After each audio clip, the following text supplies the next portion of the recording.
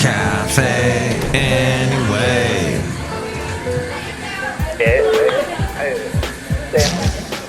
Mike's Daily Podcast. Episode 2219-2219. It's Mike Matthews.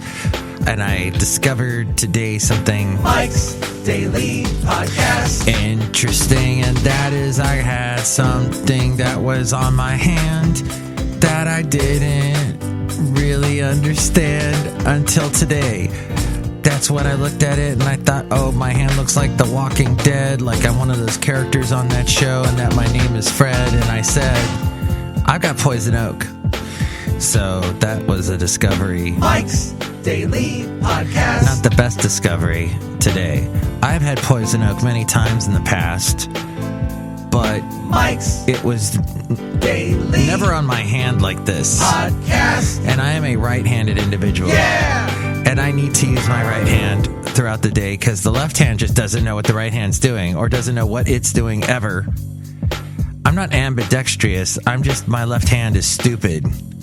It doesn't know. It's like, what are you trying to do, Mike? Forget it, Mike. You're not going to be able to do that, Mike. I won't let you, Mike. It works against me. So, here we are at Cafe Anyway, somewhere in Podcastro Valley, the last place on earth. I have been having an interesting week. Today was definitely a nice capper for this week, so I'm hoping the weekend will be nice and calm. We've been getting a little bit of tiny bits of rain here and there, nothing like the massive saturation like we've had in the past. And I guess that people are listening to the podcast because somebody told me, Mike, I listen to your podcast in bulk. Yes, in bulk. He listens to the podcast all at once. He'll get a bunch of them saved up and then just goes through a whole bunch. Do you know what I realized today? And that's fine, however way you want to digest this podcast, whatever. I met the guy who wrote the theme song to Hanging with Mr. Cooper. Do you remember that? And here's today's podcast picture. It starred Mark Curry as Mark Cooper. It had Holly Robinson Pete, Don Lewis, Raven, Simone, Sandra Quarterman were all on this show. And I remember meeting Garybourne. He wrote the song Hanging with Mr. Cooper. And Vogue performed on it. And I forgot that I had met him years and years ago. This was probably the late 90s. And that's way before I met Basil the Boxer, the late, great Basil the Boxer. Oh, we had so many fun times walking, and I don't think I ever wrote... Did I write? I think I did write a couple songs when Basil the Boxer was sitting there on the couch while I was trying to write a song. You know, what Don Henley said about writing songs, he still writes songs because now what he does is he imagines how music is a communal thing. It's enjoyed by a community, music. If you think about it all the way back to the gospel days and singing the gospel hymns in the church, it was a community thing. It made everyone feel a togetherness. And humans want to feel togetherness, and that's what was so devastating during the pandemic, working from home. And then people discovered Zoom, but it wasn't the same as actually being in the same room with someone. And then we're social distancing, and that's antithetical to what humans want to do. Oh, by the way, I had the wrong word. I said I was referring to the epidermis. I was having epidermis issues. I think I might have said epidural. And that's not something that I, as a male, particularly since I can't get pregnant, but I don't know. Epidural seems like that's what would happen if you wanted to. I think that's what my mom had, because I was a cesarean birth. So, as Don Henley said, we want to enjoy music communally, and he says when he writes a song, he tries to write it in a way knowing that it should be geared in some way that involves community, that a community will enjoy it, a group of people will enjoy it, to feel a sense of togetherness. That's what he thinks of. when he writes a song. And you might be going, well, I don't understand what dirty laundry has to do with being communal and a community thing. But if you think of like End of the Innocence, the way that was written, very open-ended, but then some slight jabs towards Ronald Reagan. Yes, the tired old man that we've elected king, that was for Ronald Reagan. There was, what was the other one he wrote that was... all she wants to do is dance, but that was supposed to take place like in a bar in a third world country and people are killing each other. I think that's what the inspiration was for that song.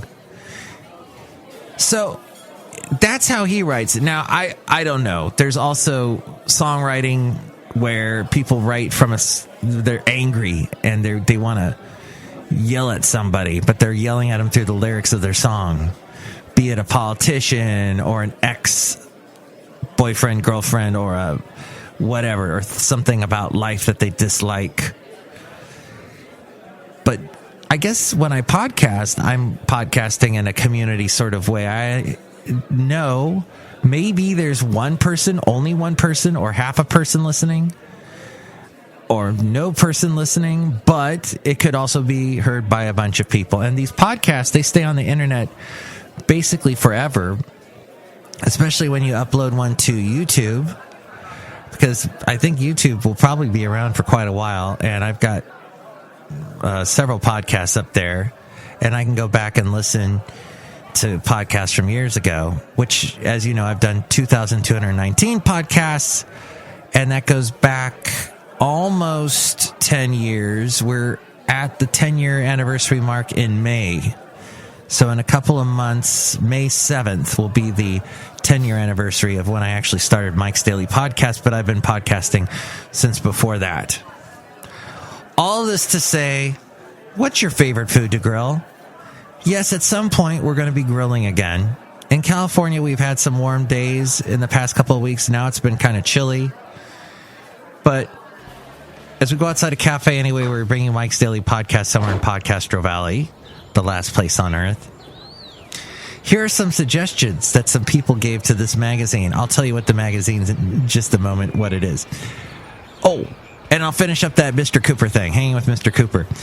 Grilled veggies, especially zucchini. Slice them thin, drizzle a little olive oil on them, salt and pepper, put them on the grill. Great suggestion, writer to this magazine. Tri-tip and asparagus grilled with garlic oil, keeps everything from drying out, adds lots of flavor. Wrap corn, add olive oil. Won't burn like butter. I add an ice cube to the corn to help it steam and to keep it moist. Foil packs with potatoes, shrimp, peppers, onions, sausage, and sliced lemons. Shish kebabs with sliced sirloin, peppers, onions, mushrooms, marinated skirt steak, and a seasoned pork. Oh, and seasoned pork medallions. Okay, here are some simple tips for the barbecue season. Heat matters. For denser, heavier meats like burgers or steaks, grilling hot and fast over direct heat works well. For lighter, thinner foods like chicken, vegetable, and fish, use indirect heat to grill at a lower temperature. That's right. So fish, you want to grill lower and indirectly. When I do my salmon plank thing, I take the cedar plank, and you can get those at hardware stores, all kinds of places. I think food stores might carry them too. And you have to put them in water for about an hour, let them soak. Make sure it's submerged. Then you put it on the grill. Get the hot coals going. I suggest doing it with coals. Make sure the coals are in a little pile in the middle of your round whatever grill you've got, and then put the plank off to the side so it's not actually over the coals. And it's a good way to cook the salmon. Of course, you don't want to overcook the salmon. Overcooking fish leads to ick. Then use a meat thermometer. I'm not a big fan of meat thermometers. I'm going to jump over that. Have a set of grilling tools handy, and always keep an eye on your food to avoid overcooking. To prevent food from sticking, clean grill grates regularly. I like to clean the grill grate right after I cook. just after I take the food off, I take the wire brush thingy and I go at it. And then it's still got the hot heat to cook off the rest of whatever is hanging on the grill. And it helps you clean the grill. Now, other people suggest, you got to put this on there and that and put olive oil or some kind of cleaning, whatever. That's fine too, but this is the way I do it. Okay, and get the most out of your grill. Pick a grill with features that make your life easier, such as zonal cooking and a side burner. I do tell you now that I do need to replace my grill. I bought it from Walmart, I think 10 years ago. And it's fallen apart. It got all rusty. Of course, it gets those high heats, and then it rains, and then it rusts, and it's basically corroding all to heck. So, time to buy a new one, Mike. But there you go. Okay, in the great big world that in which we live, did you hear about... So, Mr. Cooper, first off, let me just say, Garybourne was one of the co-writers of the song Hanging with Mr. Cooper, and... I met Garybourne. I was playing at a coffee house. Excuse me. We just had a little earthquake here at Cafe anyway. We're still having one. And it's going to stop right now. In Newbury Park, which is right next to Thousand Oaks. And there's some very nice, beautiful houses around there. And some nice they've got little strip malls and shopping centers, but they're very nice. And there was this coffee house that you walk into, and it's got very nicely decorated inside. Did I say nice? Yes, very nice. Not Nice, but nice. Not the Italian city or town or whatever it is, but it was pleasant. So I was in there, and I forget how I first got into that coffee house, that little coffee house place, but I know I was there with a friend. And while I was there hanging out with this friend, I noticed the owner of the coffee place. And I got good in the 90s spotting coffee shop owners, coffee house owners. And there was a lot of them. There was a plethora of coffee houses in the Ventura County area.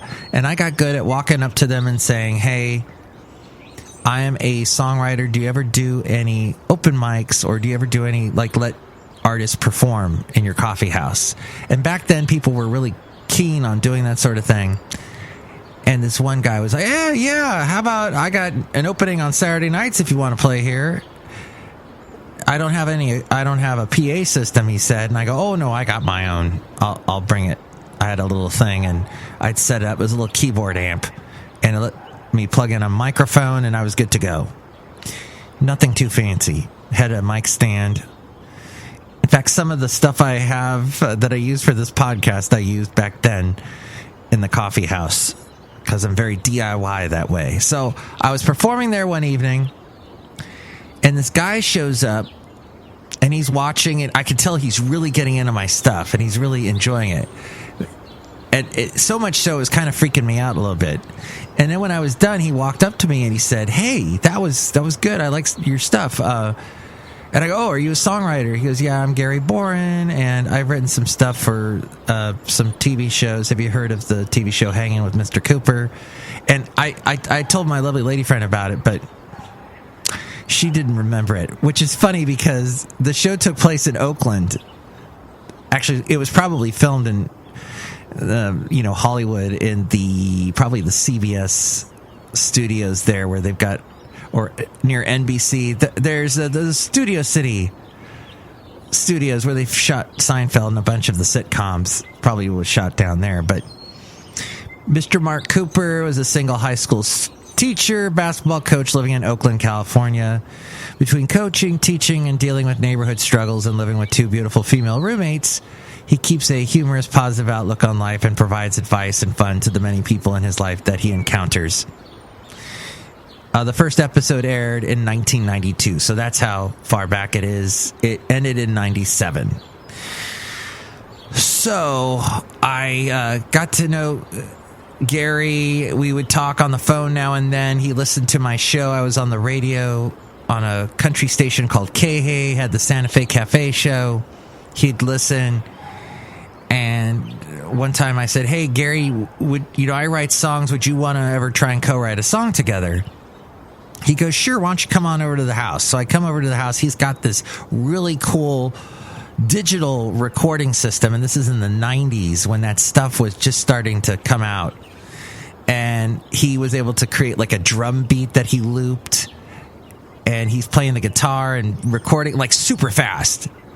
That I was just amazed, like, oh wow, you can do it that quick, and nothing was troubling him. Like he could just do it and record ideas and thoughts, and all of a sudden he could like make a little demo album right there. And so we're throwing ideas back and forth, and we came up with a song called "You Should Surround Her," and I forget the rest of it. That was the concept, was surrounding her. Like, what the heck does that even mean? Surround her with what? Fence? Barbed wire? What are you, some kind of possessive creep? What's going on, Mike? But we were throwing that idea around, and I don't think it ever turned into a real song, but he was playing around with it. And it was fun to collaborate. By the way, Don Henley and Billy Joel, in that interview I was talking about yesterday, they, at the end of this interview that they did back 6 years ago, were saying, yeah, we should definitely collaborate, because they've been wanting to for years. So I don't know if that ever came to anything or not. It's been 6 years since. Hopefully they've done something. But that was Garybourne. I stayed friends with him. I remember he put on a big New Year's Eve. Oh, this was New Year's Eve 2000. That's right. Y2K night. And he put on, I guess New Year's Eve 1999, just before the 2000s started. He had a party at his house. I remember going to that, and there were a lot of musicians there, and I performed a couple of songs that I had written. And then I had to run over to the Ventura County Fairgrounds because they were having a big New Year's Eve casino fireworks show. Bunch of bands, big bands, rock bands performing. So that's the last time I saw Gary. No, wait. No, we went to a Mary Chapin Carpenter Sean Colvin concert. That's right. I invited him to that, and that was fun because he is Sean Colvin, Mary Chapin Carpenter, big songwriter. Sean Colvin had the song Sonny Came Home. Mary Chapin Carpenter had a couple of country hits. So, all that to say is, I completely forgot about Garybourne and was just reminded today because my lovely lady friend, as she is also fighting the poison oak, was hitting her chest because she didn't want to scratch it anymore. So she was like tapping it. And I said, oh, you look like Celine Dion. And Mary Chapin Carpenter had a song about Celine Dion, the way Celine Dion used to hit her chest. Did you remember that? I don't know if it's got to be on YouTube somewhere, but apparently Celine Dion used to hit her chest. So, like, just, I don't know, like a Canadian dramatic move, because she's a French Canadian, right? So that reminded me of the time Mary Chapin Carpenter used to have a song called I Wanna Be a Diva that she would do at her concerts. It was a comedic song. And while she's performing it, and this was at the Santa Barbara Bowl, Sean Colvin in the background would act out like the different divas that she was talking about. And when she talked about Celine Dion, she did the Sean Colvin hit her chest like Celine Dion. Okay, we're outside a cafe anyway, somewhere in Podcastro Valley, the last place on earth. Look who's here. It's Celine Dion. Hi, Mike. It's Benita the Rodeo Queen. How y'all doing? It's not Celine Dion. That's a disgruntled fiddle player, tell you what. What? Yeah, we used to be on your show, Santa Fe Cafe, way back when. There, tell you what. What? Mary Chapin Carpenter used to sing country music. That's right. I think she's still alive. Big dog advocate, big dog fan. I remember that she had, if you got any of her CDs, I think she'd have a picture of her dog, whatever dog she was owning at the time, in the CD. Look who else is here. Oh, my, can I make the delicious root beer hamster right now? Excellent. I'm going to drink some of this wonderful. Yum. That's really good. Drink some right now, I'll cut you. Okay, I'll get around to that. Next show, it'll be the wonderful Madame Rootabega, Valentino, and Bison Bentley. Chime in about anything that we covered today. 336MM Daily, 3 plus 3 equals 6. MM as in Mike Matthews Daily, as in what this podcast is trying to be. I'm noticing more and more people are getting vaccinated, and there's a lot more people getting the vaccine, and I'm seeing fewer and fewer people being conspiratorial and saying the vaccine is some kind of mind control drug the government's trying to input into our bodies. So that's a good thing. I am seeing that people are getting through the vaccine okay. One interesting theory I heard from someone who had the coronavirus said he got the first shot and got sick and felt like he had the coronavirus again for a day, but then it was gone after a day. And he told me, he said, what I have heard is people who've never had the coronavirus, when they get the first shot of the vaccine, they're fine. The second shot is what makes them feel like they don't feel so good for whatever reason. They feel sluggish, or they get like a little bit sick somehow, but then by the next day they're completely fine.